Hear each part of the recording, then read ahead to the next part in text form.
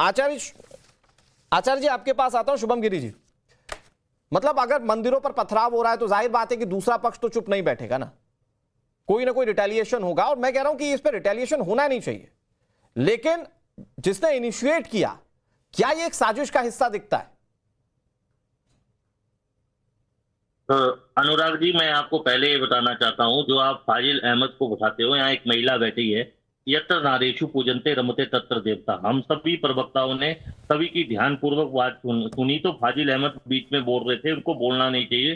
पहले तो मुझे उनको यही नसीहत देनी चाहिए, उनकी मानसिकता कैसी है, क्योंकि महिला का सम्मान हमारे धर्म में सर्वोपरि है। चाहे कांग्रेस की महिला हो, चाहे सपा की महिला हो, चाहे बसपा की महिला हो, चाहे भाजपा की महिला हो। मैं आपको ये कहना चाहता हूं, देखो उज्जैन में जो घटना हुई है बहुत दुर्भाग्यपूर्ण घटना है। उज्जैन में 2 वर्ष के बाद महाकुंभ का भी आयोजन हो रहा है, सिंहस्थ कुंभ वहां पर हो रहा है, और सरकार वहां पर कुंभ की तैयारी भी कर रही है। और उज्जैन के साथ साथ बिहार, झारखंड और राजस्थान में जो घटना हुई है बहुत दुर्भाग्यपूर्ण घटना है। अगर प्रशासन इसमें फेलियर होता है तो प्रशासन को जो जो अराजक तत्व है उसके ऊपर सख्त से सख्त कार्रवाई करनी चाहिए। जिस तरह से होली का जुलूस है उसमें हो जाता है, कई जगह तो मुस्लिम फूल भी बरसाते हैं। ऐसी कोई बात नहीं है कि मुस्लिम फूल नहीं बरसाते, कई जगह फूल भी बरसाते हैं। हमारे हरिद्वार में भी अगर मोहर्रम का जुलूस निकला तो शांतिपूर्ण निकला।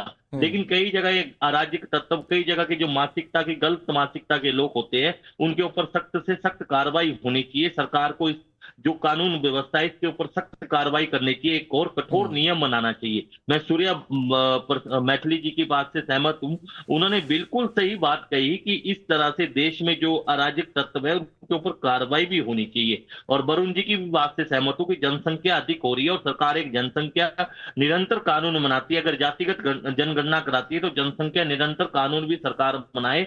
और साथ में बिहार में भी चुनाव आएंगे, चलो चुनाव तो अलग विषय है। राज सत्ता को धर्म सत्ता से नहीं जोड़ना चाहिए और धर्म सत्ता को राज जी सत्ता से नहीं जोड़ना चाहिए। इस तरह से ऐसी हरकतें जो अराजक तत्व कर रहा है वो कहां से आ रहा है, कहां कर रहा है, किस प्रकार से पहले बयानबाजी होती है। जो अगर पुलिस प्रशासन ने रूट अलग तय कर दिए हैं, जी जैसे महाकुंभ में रूट होता है कि आपका जुलूस यहां से निकलेगा, पहले ये अखाड़ा जाएगा, फिर स्नान करेगा, उसके बाद ये अखाड़ा जाएगा, फिर स्नान करेगा। तो इसी प्रकार से अगर मुहर्रम का जुलूस अलग निकला था तो उस प्रकार से उन्होंने दस्तक की है, तो वो दोषी के भागी है, इसमें कोई ठीक है। दोहराई नहीं है। वरुण जी